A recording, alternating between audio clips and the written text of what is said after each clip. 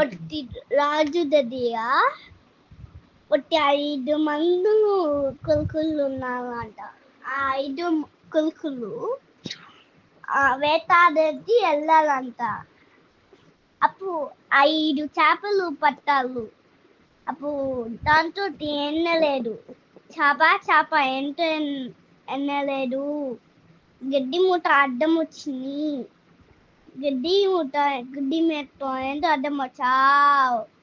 ఆవు మేయలేదు. ఆవు ఏంటో మేయలేదు. కాపటోళ్ళు తాడు ఇప్పలేదు. కాపటోళ్ళు తాడు ఇప్పలేదు.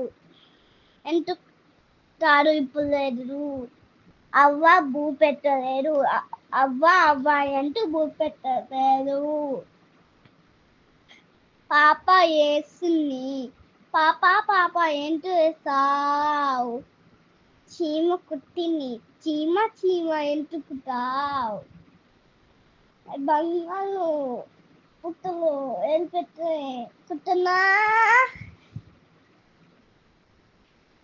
అనింది. అన్ని అయిపోయింది.